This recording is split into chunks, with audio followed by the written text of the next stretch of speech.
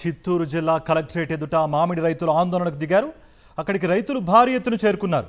Juice factory యాజమాన్యాలు pending బకాయిలు చెల్లించాలని డిమాండ్ చేస్తూ నిరసన చేపట్టారు. మామిడి రైతులను కలెక్టరేట్లోకి వెళ్లకుండా పోలీసులు అడ్డుకోవడంతో కాసేపు ఉద్రిక్త వాతావరణం ఏర్పడింది. అక్కడ 360 కోట్ల బకాయిలు వెంటనే చెల్లించాలని డిమాండ్ చేస్తున్నారు మామిడి రైతులు.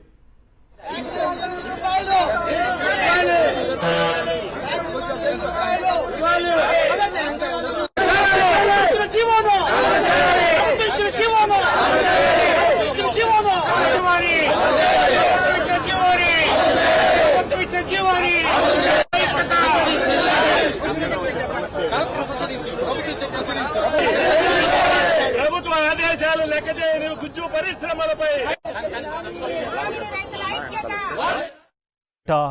చిత్తూరు కలెక్టరేట్ దగ్గర మా ప్రతినిధి మూర్తి అందుబాటులో ఉన్నారు. మూర్తి, మామిడి రైతులు ఏమంటున్నారు? అసలు కలెక్టరేట్ కార్యాలయంలోకి ఎందుకు అనుమతించడం లేదు? తమ గోడు చెప్పుకునే విధంగా పోలీసులు అడ్డుపడుతున్నారు అన్నట్టుగా కూడా మామిడి రైతులు ఆరోపిస్తున్నారు. మరి మీ దగ్గర ఎటువంటి సమాచారం ఉంది? కార్తీక్, చిత్తూరు జిల్లా కలెక్టరేట్ ఎదుట మామిడి రైతులు ఆందోళనకు దిగారు. ప్రస్తుతం మనం చూస్తూ ఉన్నాం. 40,000 మంది మామిడి రైతుల ఆక్రందన ఈ యొక్క కూటమి ప్రభుత్వం పట్టించుకోకపోవడంతో ఈరోజు మామిడి రైతులు కలెక్టరేట్ ఎదుట ఈరోజు బయట ఇచ్చినటువంటి పరిస్థితి ఇక్కడ కనిపిస్తోంది. చిత్తూరు జిల్లా వ్యాప్తంగా ఉన్నటువంటి మామిడి రైతులకు సంబంధించి కిలో 8 రూపాయలు ఏదైతే ఇస్తామని చెప్పి ముందుగా ప్రభుత్వం ఇచ్చినటువంటి హామీ గాలికి వదిలేసి ఈరోజు 4 రూపాయలు మాత్రమే ఇచ్చింది. మిగిలినటువంటి డబ్బులు తమకు ఇవ్వాలంటూ వారంతా కూడా డిమాండ్ చేస్తున్నారు. ప్రస్తుతం మనం చూడొచ్చు 40 మంది జ్యూస్ ఫ్యాక్టరీలు, గుజ్జు ఫ్యాక్టరీల వైపు ఈ యొక్క ప్రభుత్వం ఉందా, 40,000 మంది రైతుల పక్షాన ప్రభుత్వం ఉందా తేల్చుకోవాలంటూ ఈరోజు మామిడి రైతులు ఈరోజు చిత్తూరు జిల్లా కలెక్టరేట్ ఎదుట నిరసన చేపడుతున్నటువంటి దృశ్యాలు మనం చూస్తూ ఉన్నాం. మామిడి రైతుల ఆక్రందన సాక్షాత్తు రాష్ట్ర ముఖ్యమంత్రి చంద్రబాబు నాయుడు సొంత జిల్లాలో మామిడి రైతుల ఆవేదన మనకి కనబడుతోంది.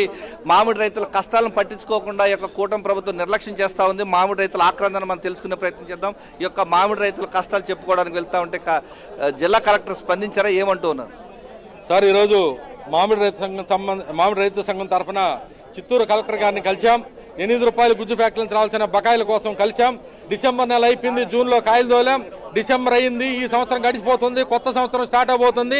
రైతు పోయిన సంవత్సరం పెట్టిన పెట్టుబడి ఇంతవరకు రాలేదు.